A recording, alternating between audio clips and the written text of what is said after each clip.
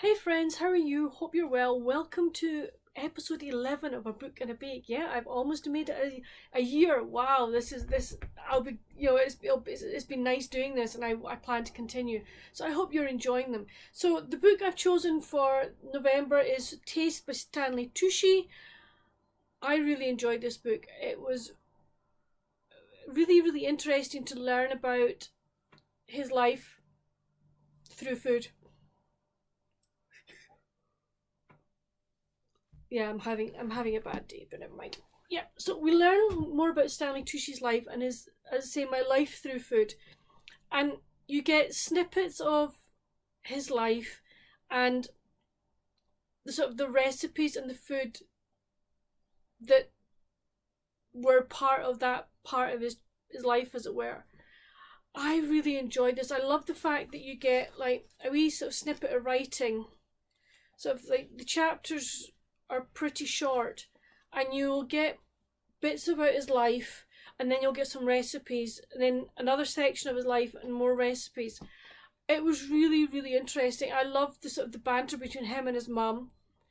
I like the stories, from his childhood of what he and his friends would do with their packed lunches, and his packed lunches were almost were so superior to everybody else's, because he was like getting like meatball sandwiches and things like that, and like the others were so envious. I sort of thought that was fun. I hadn't been aware that that Stanley had suffered from cancer of the tongue, the back of his tongue, and that he had lost like his sense of taste, his sense of smell, etc.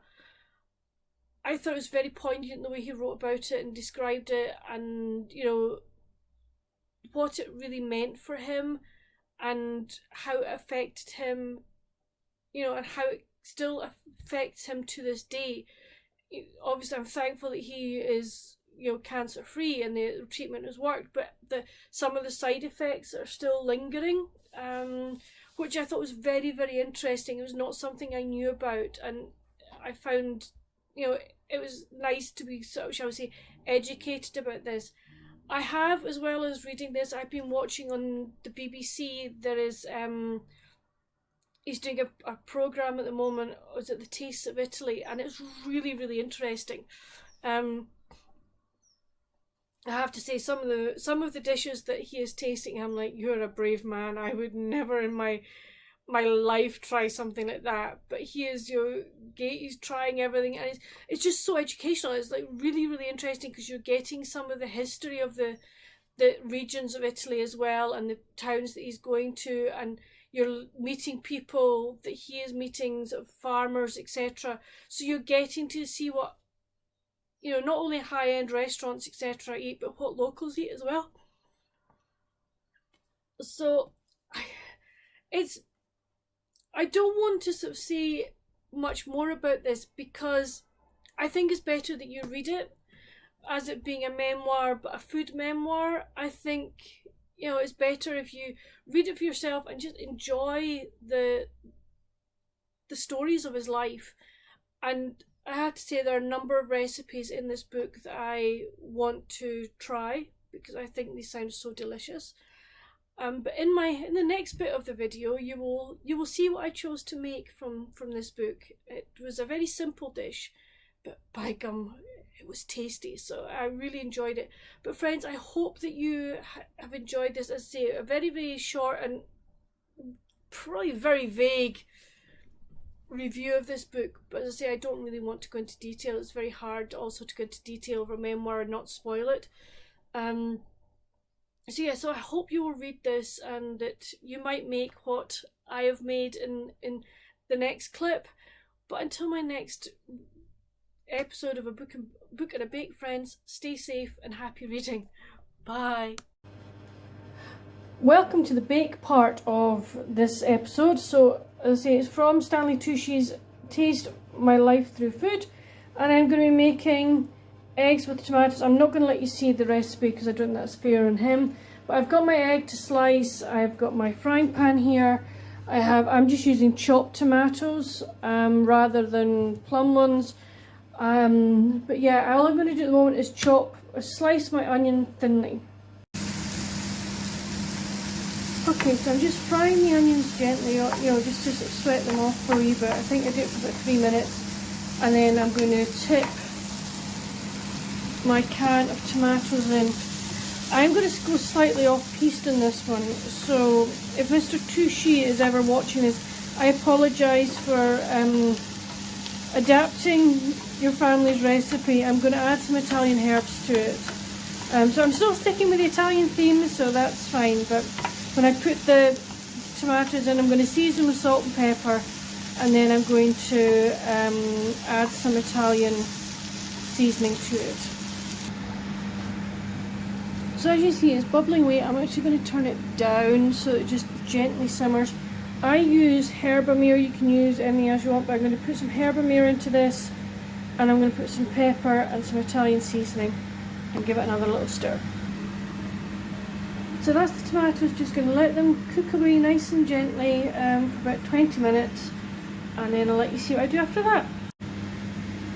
Okay, this has had virtually 20 minutes, and what I'm going to do is I'm going to make a little well, and I have an egg, and I'm going to put the egg into the little well.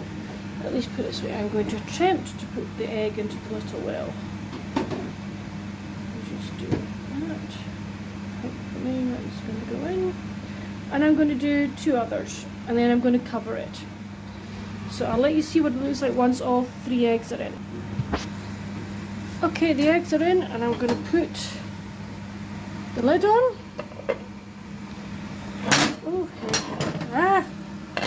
And leave that until the eggs have cooked. Okay, so this is what it looks like once it's cooked.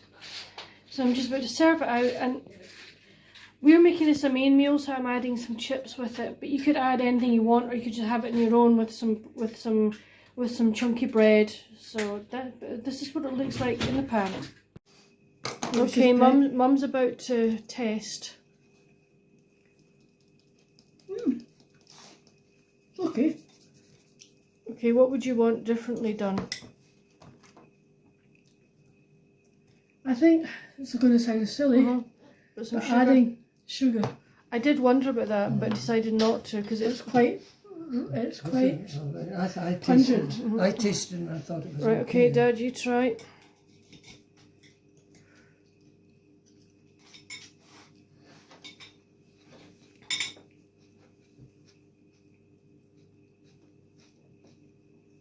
I find the taste all right. I think maybe the onions could do with a bit more cooking. My gosh, the onions have been in for over 20 minutes. Yes, I think maybe and fry them beforehand. Well, I did. You did? Oh, they were fried for 5 minutes before I actually put the tomatoes in, and then they've had another 20 minutes since then. Right, I'm going to taste. Eggs are well done.